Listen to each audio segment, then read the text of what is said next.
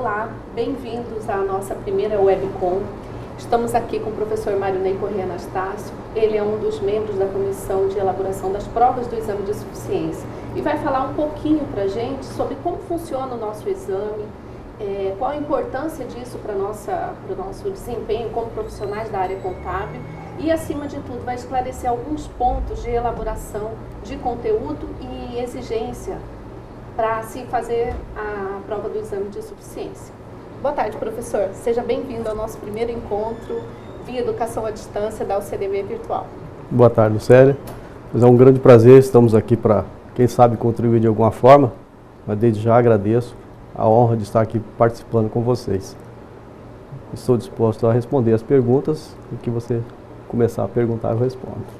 Olha só, professor, na verdade a proposta aqui é um bate-papo. Sobre esclarecimentos de como funciona, né? Como é que se pensou em se criar uma prova que abordasse tanto o conteúdo programático, né? Que fosse exigir tanto conhecimento de nós profissionais da área de contabilidade. Como é que se pensa na hora de elaborar esse exame, né? Por que ele foi pensado justamente para o profissional da área contábil? Bom, o exame de suficiência ele foi uma reivindicação da classe contábil de muitos anos, desde que eu me lembro da parte. No momento que eu comecei a participar do movimento estudantil, inclusive, já existia uma reivindicação da classe em fazer uma prova de qualificação, de avaliação do profissional que se insere no mercado. E o exame de suficiência, ele passou pelo um primeiro momento, que foi em 2000, e depois, por força de lei, ele foi suspenso. E depois, em decorrência da legislação atual, da Lei 12.249, de 2010, foi instituído por lei o exame de suficiência. A partir daí veio, então, as primeiras edições, que foi em março de 2011, né? E dali para frente nós começamos a ter várias provas, né? E essas provas, elas ocorrem 2 vezes ao ano.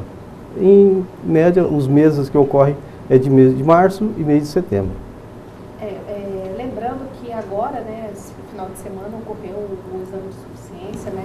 Ele é aplicado de forma nacional, em todo o território nacional ele é aplicado essa prova. E vale lembrar também, né, professor, que ele não é uma prova voltada para características regionais de cada estado. E sim, ele aborda tanto aquele professor, aquele profissional que já está na área, independente do estado que ele viva, ele resida, ele vai ser contemplado pela mesma prova que o pessoal do Rio de Janeiro, de São Paulo, aqui do nosso estado de Mato Grosso do Sul, realiza normalmente, não é isso, professor? Exatamente, é uma prova única, né, e é aplicada no mesmo horário e na mesma data para todo o território nacional. Isso. O interessante aqui também abordar que o professor Marinei, ele foi também presidente do nosso Conselho Regional de Contabilidade.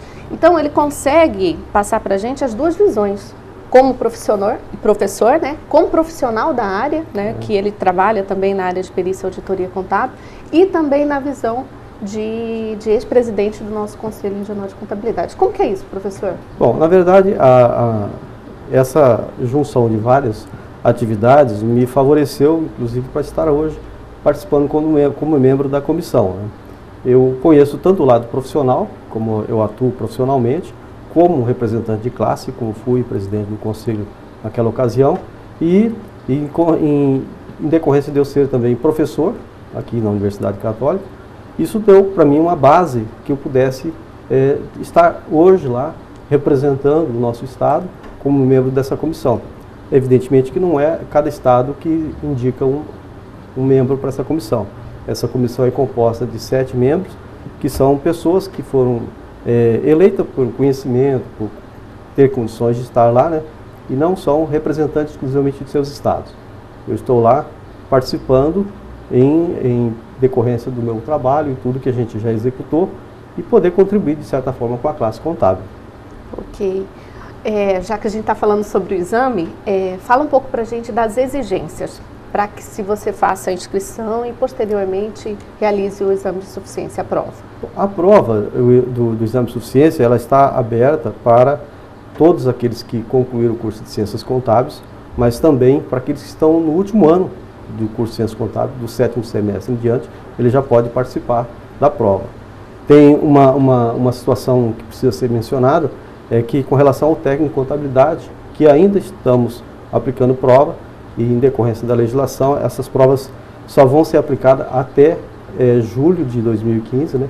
Então, aqueles que ainda quiserem, que forem técnico em contabilidade, terão que fazer o exame de suficiência, e esse exame de suficiência, como ele tem validade por 2 anos, ele sendo aprovado, ele tem um atestado de conclusão, de aprovação, e ele terá até o dia 15 de junho de 2015 para fazer o seu registro nos seus respectivos regionais.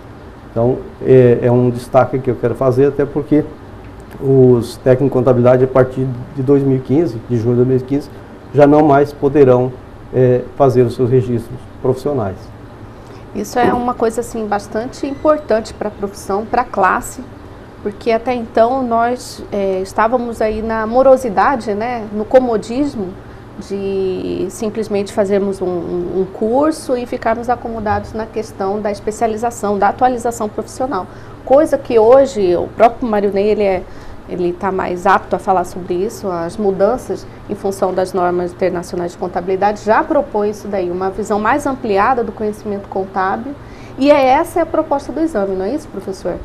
Em decorrência de todas as mudanças, a profissão contábil, acho que uma das que tem mais sofrido no bom sentido, né? Ela tem se impactado bastante em relação às mudanças, e as mudanças que têm afetado bastante a nossa área é que hoje nós estamos adaptados a uma contabilidade internacional. Em decorrência das IFRS e os CPCs, hoje as normas brasileiras de contabilidade estão adaptadas às normas internacionais, que forçam bastante ao profissional que esteja atuando no mercado que busque maior conhecimento, porque em decorrência dessas mudanças, hoje o profissional da área contábil ele não pode mais ser apenas um digitador, como se fazia antes, fazia os lançamentos meramente pelo aspecto formal. Hoje precisa ter um julgamento, o profissional tem que estar preparado para fazer a sua análise crítica, porque prevalece para a contabilidade hoje a essência sobre a forma. Esse é o tema maior dessas mudanças que a gente está enfrentado, porque o contador não basta ele ter o documento formal da contabilidade para contabilizar um determinado fato. Uma nota fiscal, um contrato não é suficiente para ele fazer o lançamento. Ele precisa ter conhecimento mais amplo em termos de mercado, de negócios, para ele poder fazer um julgamento adequado para fazer a contabilização. Eu vou pegar esse seu gancho, professor, e falar um pouquinho sobre o conteúdo. Como exigir tudo isso dentro de uma prova? Como é que vocês conseguem pensar isso na hora de elaborar esse exame? Com certeza a gente acaba tendo que nos limitar, porque o tempo que o examinado ele tem para aplicar a prova é de 4 horas. A gente tem que ter um cuidado para dimensionar bem as questões, para que não extrapole esse tempo. Mas o cerne da questão é o seguinte: nós estaremos sempre exigindo para o examinado tudo aquilo que for de mais novo nas normas brasileiras de contabilidade. Então, se ele quiser realmente estar preparado, ele tem que estar atento às mudanças que estão sendo frequentes, né, em relação aos CPCs e às normas brasileiras de contabilidade, e que vai valer até os últimos 90 dias. Aquele que for publicado até os últimos 90 dias que antecede a prova, ele vai ser provavelmente exigido naquela prova. Ok. Professor, e para o profissional, o acadêmico, por exemplo, que faz parte da nossa realidade, que estiver fazendo a prova agora, quanto tempo ele tem para poder se fazer o registro, requerer o registro junto ao Conselho Regional do seu estado? Sim, ele vai, por exemplo, ontem, dia 29, ontem, né, nós tivemos a 6ª edição do exame. No momento que for publicado a relação de aprovados, ele vai poder ir até o Conselho Regional da jurisdição onde ele foi submetido àquela prova e requerer o atestado de aprovação. De posse desse atestado, ele tem 2 anos para poder fazer o registro dele. Se ele não fizer o registro dele dentro desse lapso de tempo de 2 anos, perde a validade, aí ele vai ter que ser submetido a uma nova prova para poder fazer o registro dele. Aqui na universidade a gente procura incentivar muito os acadêmicos nesse sentido, principalmente aqueles que estão aí ao final do 3º ano, início do último ano do curso de Ciências Contábeis, justamente para poder se familiarizar com a prova e verificar que, na verdade, o conhecimento que se cobra dentro do conteúdo do exame é aquilo que normalmente a gente se aplica lá na realidade lá fora, que é na atividade profissional. Olha, eu trouxe inclusive algumas informações que muitas vezes é perguntado, né? Certo. o nosso exame, ele tem um tipo de avaliação que é importante que o examinado saiba, que é o tipo de avaliação somativa. Ele tem que atingir no mínimo 50% das questões, ele tem que obter êxito. Então, é somado. E como a prova ele é um exame para análise e avaliação de competência, competência de conhecimentos médios, não é uma exigência acima da média. Então, por isso que a prova, se o examinado atingir 50% das questões de êxito, ele é aprovado. Então, esse é um ponto importante que o examinado precisa saber. E o tempo que ele dispõe para fazer cada uma das questões é um tempo razoável, não é um tempo assim, tão exíguo, mas ele precisa ter, como qualquer concurso, qualquer prova que ele vai submeter, ter o cuidado de não perder muito tempo em questões que ele vai demorar para resolver. Deixar essa sempre para o último momento, né? Que bom. Bom o professor estar aqui mencionando esses fatos e assim, a contribuição dessa proposta aqui dentro do curso é não fazer com que o aluno ele se sinta pressionado a realizar uma prova, e sim ele se sinta motivado a procurar e buscar conhecimentos dos quais ele também talvez não tenha atingido, ou talvez ele não tenha tido a oportunidade de concluir dentro do curso. Essa é a proposta aqui. Uma vez lembrando que nesse processo de aprovação, que o aluno tem aí 50% das questões, que é o mínimo exigido para que ele acerte e seja aprovado dentro do exame, esse profissional, esse futuro contador, ele pode estar realizando ao final do 3º ano, por exemplo, ou antes do final do último ano, no 4º ano do curso de Ciências Contábeis. Até mesmo, né, professor, para ele poder se familiarizar e sentir à vontade na hora da elaboração. Apenas uma correção, ele só poderá fazer o exame no último ano. Certo. Ele só, a partir do 7º semestre, se o curso é semestral, ou do último ano, ele já pode fazer a inscrição. Porque aí, a partir da data da obtenção do atestado de aprovação, ele tem mais 2 anos, dá tempo dele concluir o curso, né, e ele poder obter o registro. Então, só depois do 7º semestre. Isso mesmo, professor. E lembrando que é após a conclusão, né? Ele precisa concluir o curso, se formar em bacharel de Ciências Contábeis para poder estar fazendo o registro profissional. Nós estamos encerrando aqui o primeiro bloco dessa conversa, desse bate-papo com o professor Mário Ney, que está falando sobre o exame de suficiência. E no próximo bloco, não perca, a gente vai falar sobre algumas dicas e ainda as abordagens principais que são mencionadas no exame de suficiência.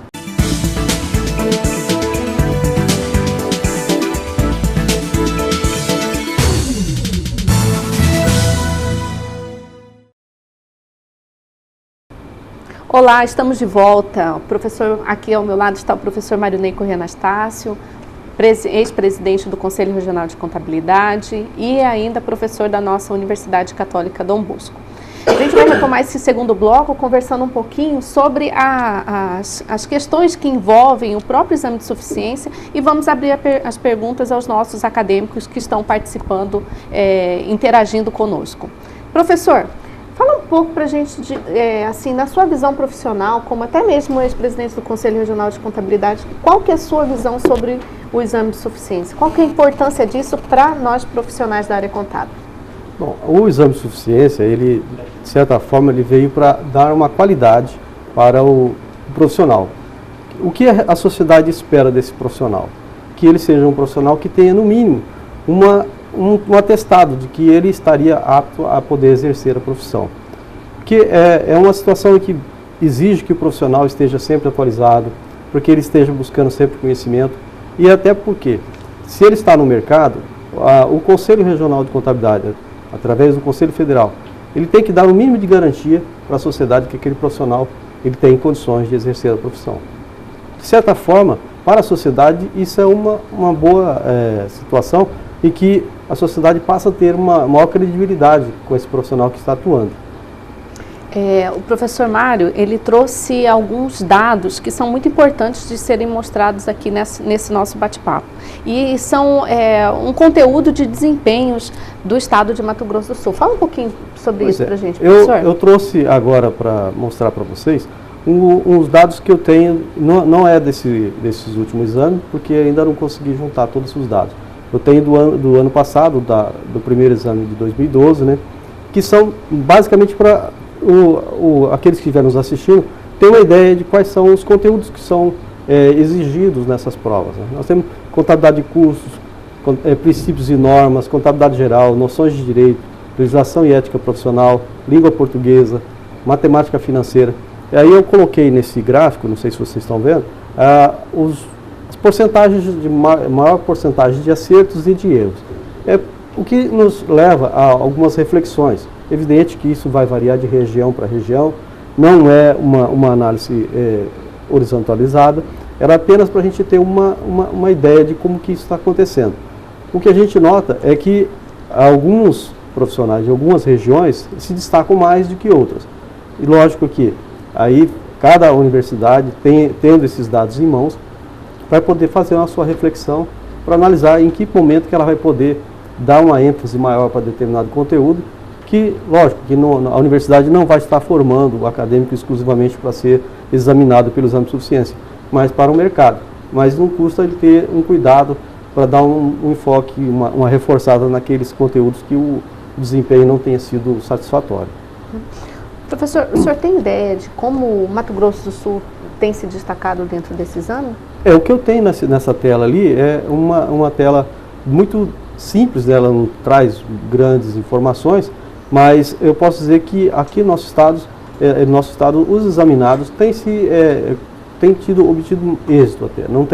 Eu não tenho assim, e nós já tivemos regiões com avaliações muito precárias, né? Nós, graças a Deus, já estamos ocupando um localzinho de destaque ainda positivamente, confortável. Não tanto, mas precisamos melhorar um pouquinho mais. Como sempre eu digo, né? Sempre tem uma maneira de se melhorar um pouco mais. Professor, como o senhor analisa o processo de desenvolvimento da contabilidade? Bom, isso realmente daria para fazer um curso, não só uma palestra, nem só... Na verdade, eu vejo assim que a contabilidade, dos 5 anos para cá, ela se transformou, né? Então, o profissional que vinha atuando há 5 anos atrás e que não buscou novos conhecimentos, de certa forma ele está obsoleto, ele já não está adequado, porque hoje as mudanças foram muito radicais. Hoje, realmente, a contabilidade exige do profissional da área contábil muito mais conhecimento, um domínio não só de contabilidade, né, mas ele tem que ter um domínio muito mais de mercado, das empresas para quem ele presta serviço, que é uma exigência natural, porque ele vai fazer uma contabilidade com base no seu julgamento. E esse julgamento tem que estar fundamentado naquilo que ele conhece e deveria conhecer dos negócios das empresas. Então, o engraçado é que esse perfil, né, profissional, ele mudou. Né? Antes a gente ficava muito preocupado em fazer lançamentos, né, em ter bons programas de registros, né, contábeis, e a gente percebe que esse novo conceito de contabilidade não permite esse profissional. De certa forma, hoje a tecnologia ela é indispensável, né? Mas os sistemas que dão suporte à atuação do contador são sistemas integrados, né? Então ele vai ter, o contador ele tem que interagir com vários outros profissionais de outras áreas, ele tem que ser uma pessoa com habilidade de comunicação para ele poder passar para os outros profissionais que estão na ponta daquele sistema integrado. De que forma que essas informações deverão ser abastecidas no sistema. Então, não é mais só o contador que faz a contabilidade. Então, é um conjunto de pessoas atuando que vai convergir para a contabilidade. E se ele não tiver essa capacidade de interação multidisciplinar, ele com certeza ele vai ter muita dificuldade, porque o que ele vai receber nem sempre vai ser o suficiente para que seja uma contabilidade adequada. Certo. Vamos retomar agora a professora Eloy, que está diretamente aí com os nossos acadêmicos, para fazer algumas perguntas para o professor Marinei. Então, professor, tem uma pergunta aqui de um acadêmico que está dizendo o seguinte: essa comissão, o senhor é morador em Mato Grosso do Sul, em Campo Grande, mas essa comissão é formada por quais profissionais que fazem o exame, professor? Não, a comissão de elaboração das provas é composta de 7 membros. Tem a coordenadora, que é doutora em contabilidade, nós temos mais 3 membros que estão fazendo doutorado, né, e tem mestres. Eu sou especialista, não cheguei a esse patamar, mas fui indicado por conta de toda a nossa vivência no âmbito acadêmico e profissional, porque também lá não trabalhamos somente com o aspecto da academia, nós temos que ter a visão de mercado também, tanto que nós temos mais 2 colegas que são pessoas do mercado que atuam como profissionais da área, que também são professores, que têm essa interação, mercado e academia, para que não seja um exame muito voltado para o conhecimento teórico. Então tem que ter essa interação com a teoria e prática. Inclusive, professor, tem o Emival aqui que ele pergunta o seguinte, que o nível de exigência do exame, o senhor acredita que aumentou com as normas internacionais de contabilidade? Olha, o nível, dentro do conteúdo existente, a gente procura manter as questões equilibradas, porque a gente tem um julgamento de questões que vão variar de 1 a 5, começando com um nível de grau de dificuldade 1, é o menor nível, né? E 5, uma questão de grau de dificuldade elevado. A gente não vai dizer que, em função das novas normas, aumentou ou diminuiu a dificuldade. As dificuldades são as mesmas que tinham antes, você vai ter que estudar. Só que agora é outro conteúdo, né? Então isso não vai mudar muito para quem quer fazer o exame de suficiência. Professor, tem até acho que um chorinho aqui, né? Mas eu vou refazer a pergunta do aluno. Ele está dizendo, por que vai tirar a certificação dos técnicos? Bom, na verdade, tirar a certificação é que hoje nós não temos mais cursos de formação de técnico em contabilidade. Os cursos que formavam técnico em contabilidade, a maior parte deles foram extintos. O que existe ainda são aqueles antigos estudantes de nível médio e que fizeram o curso técnico, que ainda não tem o registro, então estão oferecendo para ele essa oportunidade dele poder fazer o registro dele, por ele já ter concluído o curso. Mas em decorrência de não existir mais esse curso sendo ofertado, não há mais por que manter esse espaço para que haja registro para novos profissionais, porque não tem demanda. Entendi. Até tem um outro aluno que ele fala assim, professor, e aí eu repito a questão do choro, né? Porque antes não havia prova para efetuar o registro e agora é uma exigência? Bom, isso tudo faz parte de uma evolução, né? A maior parte das profissões estão voltando a buscar esse tipo de certificação. Já tinha pela OAB, o exame de ordem, nós temos agora o exame de suficiência pelo Conselho Federal de Contabilidade, os Conselhos Federais de Medicina, Medicina Veterinária, já estão também preparando esse novo modelo, porque na verdade a gente tem uma necessidade de avaliar o profissional que está sendo inserido no mercado. Nós não podemos mais soltar no mercado grupos de pessoas que a gente não tem um mínimo de conhecimento do nível que ele está se propondo a ser um profissional naquele mercado. Então, uma obrigação dos conselhos de classe é ter um mínimo de conhecimento, de confiança, de que o que está sendo colocado no mercado são profissionais que estejam em condições de exercer a profissão. Isso a gente já tem, né, de forma indireta dentro da profissão, através da auditoria independente. Quer dizer, o auditor independente, ele é necessariamente um profissional da área contábil, não é, professor? E ele precisa passar pela certificação para se qualificar e dizer para o mercado que ele realmente está apto a trabalhar. Então, isso só veio a colaborar, né, a complementar aí a nossa profissão como na área de contabilidade. Professor, tem uma pergunta que me foi feita agora sobre o ranking da Universidade Católica Dom Bosco.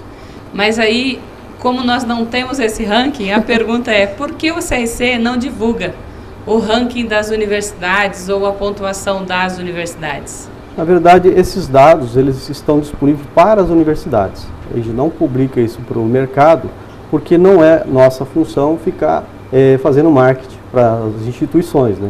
Senão você acaba privilegiando uma ou outra que por questões circunstanciais, acabam tendo, às vezes, pontuações que não são reais. Um exemplo, para vocês entenderem, se uma universidade colocar um acadêmico só para fazer a prova e ele for aprovado, ela vai ter 100%. Então é muito complicado você colocar isso como ranking. Então a gente tem os dados disponíveis, as universidades podem utilizar esses dados, até para que ela possa avaliar o seu desempenho como instituição que está provendo condições para o aluno ou acadêmico ser examinado. E para o acadêmico em si, isso teria que ser aberto também pela universidade, aquilo que ela tem de informações sobre ela, para ela poder explorar ao máximo e incentivar, dar motivação maior para os acadêmicos. Nós estamos encerrando esse segundo bloco de bate-papo, né, de perguntas ao professor Mário Ney. Mas não saia daí. Eu peço que vocês encaminhem as perguntas para a professora Eloy, que ao final do terceiro bloco nós estaremos conversando também, fazendo perguntas ao professor e encerrando essas questões de dúvidas que são voltadas para o exame de suficiência.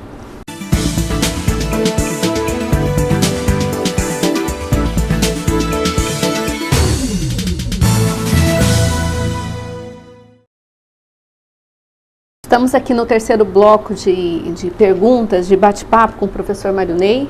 E agora a gente vai diretamente lá para a professora Eloy, que está chovendo perguntas aí, né, professora? Tem choro e tem pergunta aqui também, professora. Então vamos lá, professora. Professor, tem um aluno aqui, ele está colocando o seguinte, que na última prova ele perdeu o horário do exame de suficiência, porque segundo ele, não fica clara a questão do horário, se local ou se horário de Brasília. Bom, quando ele faz a inscrição, ele recebe todos os dados da prova, inclusive quando ele recebe o cartão de inscrição, vem especificado lá, o horário de Brasília. Em todas as provas do exame, vai vir sempre indicando que o horário é de Brasília. Isso serve para esse exame, para outro, qualquer concurso. A pessoa tem que estar atenta que quando é um exame ou um concurso em nível nacional, que vale para todo o território, tem que ter um horário de referência. E o horário de referência para um exame como esse, que é nível território nacional, ele será sempre o horário de Brasília. Inclusive, professor, está uma pergunta aqui. No exame, eu posso utilizar a calculadora? Sim, ele pode. É aberto. O uso de calculadora. Até HP, se ele levar. Professor, é a pergunta que apareceu aqui. Posso usar consulta? A consulta ele pode usar sim, da própria cabeça dele, né? Ele tem que estar muito bem preparado. Ok. Professor, tem mais uma pergunta aqui. O Silnésio, ele está colocando aqui, uma questão de que houve no Distrito Federal algo relacionado que uma pessoa conseguiu uma liminar de que poderia não haver a exigência do exame de suficiência. E por liminar, ele entrou com essa solicitação. O senhor tem alguma informação a respeito, professor? Bom, eu não tenho conhecimento. Lógico que sempre haverá alguém entrando na justiça para tentar, talvez, se esquivar desse exame. Que eu acho lamentável, né? Porque é uma prova que a pessoa se submete consciente de que ele está apto ao trabalho. Se ele tem capacidade para ser um profissional, então ele não deveria se furtar desse exame. Então, mas eu não tenho conhecimento, não posso falar nem do conteúdo desse exame, dessa liminar, mas se existir, eu só lamento, né? Porque infelizmente isso prova que a pessoa não está preparada para enfrentar 50 questões, que dirá ser um profissional no mercado. Inclusive, professor, eu estava até para lhe fazer pergunta, mas eu acho interessante que, para muitos, no final, o exame funciona, digamos, com aquela coisa assim, pelo amor de Deus, eu tenho que passar, se eu não passar, eu não vou para o mercado. Mas o que está acontecendo na universidade, eu não sei se pela tranquilidade com que ele faz o exame antes, o pessoal do 7º semestre que está fazendo, ele está passando. Então, eu não sei se pela tranquilidade dele fazer o exame sem a obrigatoriedade de, eu vou ter que passar, tal, né? De certa forma, a ansiedade é um ingrediente que atrapalha muito, né? Se a pessoa for para uma prova dessa ansiosa, ele vai se sabotar. Então, ele tem que ir consciente. E se ele está preparado, que ele vá consciente, que a prova ela não é uma prova para eliminar a pessoa. Ele tem 50% de oportunidades que a chance que ele tem para poder obter êxito. Ele não precisa acertar 100%. Então, não é tão forte assim, não é tão exigente a questão. Professor, dos 100% das questões, quantos por cento ele tem que acertar? 50%. 50%. E o professor até já mencionou, né? Não é as disciplinas não são divididas por peso. Não, né? São todas. Então ela é somativa. O exame ele é somativo. Então ele vai atingir. Se ele acertar 25 questões, ele está aprovado. Lógico que eu espero que ele acerte um pouco mais, né? Mas é o limite razoável que se propõe, que inclusive é uma das propostas do exame, que é para avaliar o conhecimento médio do examinado. Professor, tem uma pergunta aqui, então fica a seu critério responder ou não, mas o Emival, ele está colocando aqui, o que o senhor acha da instrução normativa que saiu colocando a normativa 1397 da Secretaria da Receita Federal sobre a obrigação de 2 escriturações contábeis. O que o senhor prefere? O senhor fica à vontade. Na minha condição de membro da comissão, esse assunto ele extrapola aquilo que nós estamos nos propondo a falar aqui.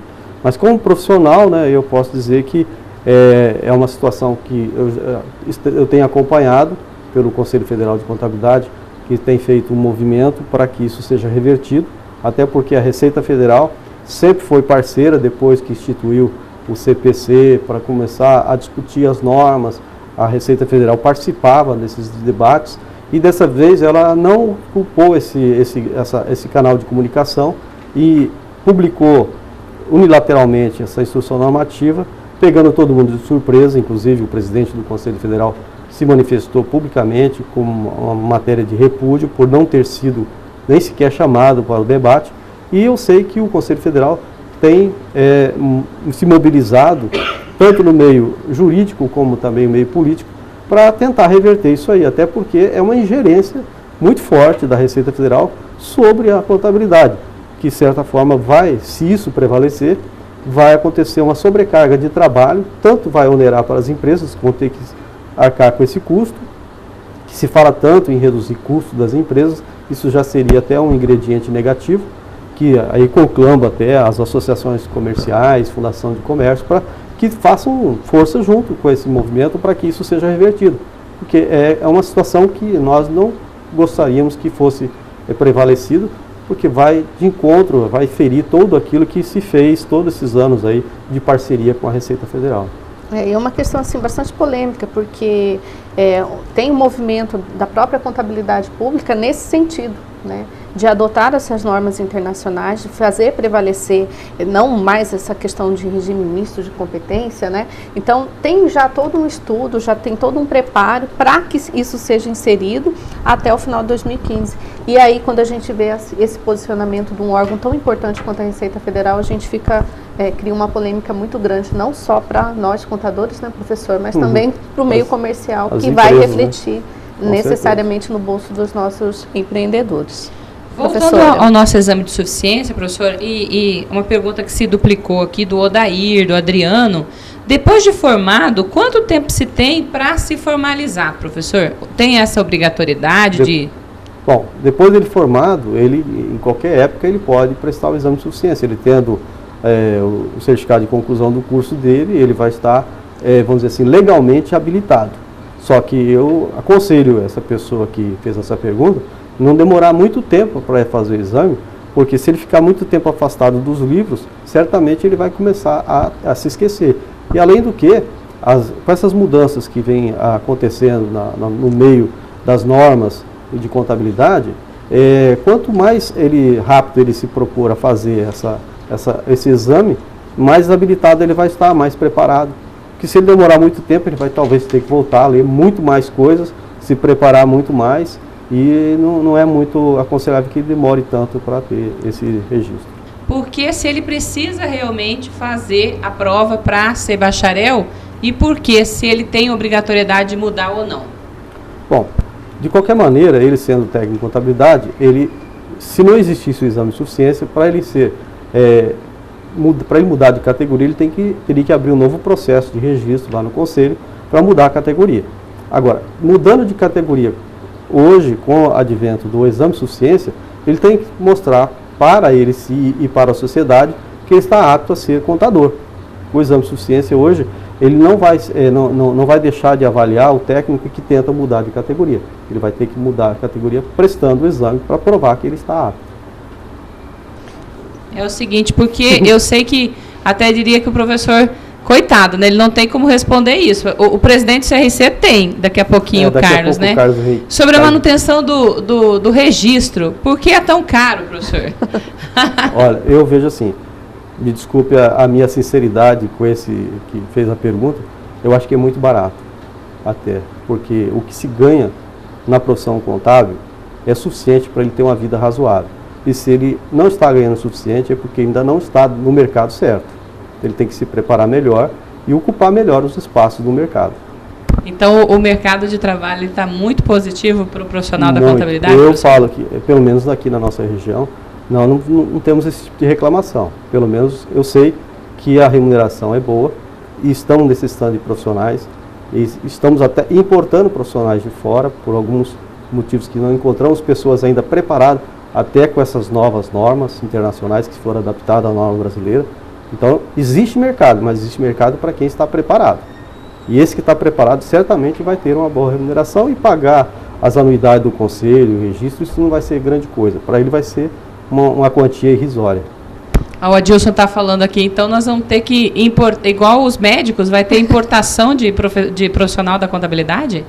Eu espero que não, até porque eu ainda acredito nos profissionais que a gente tem formado, porque eu sou professor, então seria muito ruim eu pensar diferente, né? Eu pelo menos acredito naqueles que passam por aqui, sejam suficientemente preparados para esse mercado, que é um mercado muito bom, que inclusive existe pessoas de outras áreas que ambicionam a serem contadores. A gente vê vários outros profissionais tentando ocupar o espaço do contador e às vezes até de uma forma ilegal, porque o espaço está tão aberto, né, tão disponível, que só falta a competência para ocupar esse espaço. Na verdade, o que a gente precisa é, talvez, né, professor, fortalecer a própria profissão, né? E lembrar da importância da atualização profissional. Não é só simplesmente ficar dependente da própria academia, né? E sim fazer cursos na área de especialização, cursos voltados mais para a nossa atualização profissional, que o próprio Conselho Federal de Contabilidade, o próprio Conselho Regional de cada região já promove constantemente, não é isso, professor? Os cursos estão sendo oferecidos hoje com muita facilidade, hoje com tecnologia como esse instrumento que a gente tem aqui, a Universidade Virtual, nós temos ofertas de cursos de especializações. Recentemente eu concluí um curso da FIPECAF, todo ele à distância, porque eu não tenho como ficar indo e vindo a São Paulo todo dia fazer o curso, mas eu me propus a fazer por uma necessidade, porque senão estaria também fora do mercado. Professor, inclusive a Adriana, que ela está perguntando se, ela até fala se já foi abordado ou não, se o exame ele é como a OAB, que ele é feito em 2 fases, ou ele é uma fase única, e se as questões são somente objetivas, ou se ela é discursiva também? Por enquanto, eu digo por enquanto, essas nossas provas são objetivas, e elas não têm dissertativas. Então elas são de múltiplas escolhas, né, de questões A, B, C e D, vai assinalar a alternativa correta, então é uma prova objetiva. E ela não é em 2 etapas, é somente uma. Ele só faz uma prova de 4 horas, que é oferecida em 2 edições, né? 2 edições significa 2 edições independentes, ele faz uma prova só. Mas, voltando à questão por enquanto, né? Porque existe um estudo dessas provas também, elas evoluírem, elas pararem de ser somente umas provas objetivas e entrar mais para o campo mais subjetivo umas questões dissertativas que possa explorar um pouco mais o conhecimento do profissional. Professor, vamos falar para aquele profissional recém-formado que não quer fazer a prova, né? Se posiciona dessa forma. Pode trabalhar, professor? Olha, ele pode até trabalhar, mas ele corre o sério risco de ser encontrado pela fiscalização do Conselho e, se ele for encontrado atuando sem estar devidamente registrado, ele está sujeito às sanções previstas no Código de Ética do Profissional de Contabilidade. Ele pode ser autuado por estar sem o registro, e isso pode acarretar uma série de problemas, não só para ele, mas se eventualmente alguém estiver acobertando aquele profissional que esteja fazendo o trabalho sem o registro. Okay. Então, agora, várias pessoas poderão ser punidas por um caso só. Agora vamos para outra vertente, né, que é o profissional técnico. Né, passei aquele período que eu precisaria ir fazer o exame de suficiência e não fiz o exame. Posso continuar trabalhando? Que sanções eu vou ter como profissional? E olha que já muda um pouquinho a figura, né? A legislação, ela está, desde 2009, já limitando para o técnico de contabilidade, para que ele faça o registro até junho de 2015. Então, ainda tem tempo para fazer essa prova. Então, aquele que não ocupar esse tempo, certamente depois não vai ter muito o que ele se explicar. Então, ele vai perder e vai perder a chance. Então, a oportunidade é agora. Se ele não aproveitar essa chance que está tendo, depois de junho de 2015, a legislação está muito clara, não tem como ele fazer o registro mais. Inclusive, professor, tem o Sivaldo aqui que está dizendo que na Bahia, quase todo ato, ele é solicitado o número do registro profissional. Então, quase todo ato obrigatório que é colocado lá, ele precisa do número do registro. Então, se ele não se registrar, ele não tem, tal qual nós temos o CPF, o RG, né? Ele teria que apresentar. Como eu disse antes, pode ser que tenha alguém que tenha registro dando cobertura para esse que não tem. Então, os dois serão punidos. Se a pessoa que fizer o trabalho e dá para outro assinar que tenha registro, aquele que fez o trabalho sem registro pode ser punido e aquele que assinou dando cobertura também vai ser punido pelo Conselho.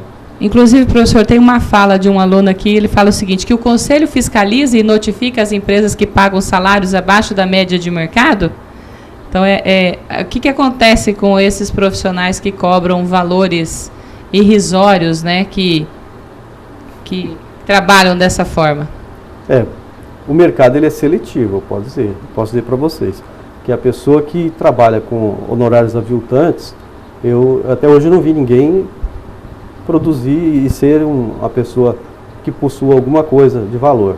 Então, as pessoas que aviltam honorários, lamentavelmente, elas só vão denegrir não só o nome dela, como de toda uma categoria. Mas, mesmo assim, o mercado já não tem olhado muito bem com essas pessoas, olhado com bons olhos, porque nem sempre o barato é o melhor. Então, não adianta a pessoa pensar que ela vai jogar os honorários lá embaixo, que ela vai conseguir ampliar sua carteira de cliente. Primeiro que se ela ampliar muito, ele não vai conseguir atender satisfatoriamente a todos. E a qualidade desse serviço vai cair e a máscara um dia cai. Ela não vai ficar por muito tempo aí a pessoa se mantendo nesse mercado fazendo esse tipo de procedimento. Pessoal, infelizmente, né, a gente fala infelizmente porque o bate-papo está como se a gente estivesse em casa, né, professor? A conversa está fluindo bem, os acadêmicos estão participando, mas a gente vai ter que fazer o encerramento. E a minha pergunta final, professor, quais são os novos desafios, né?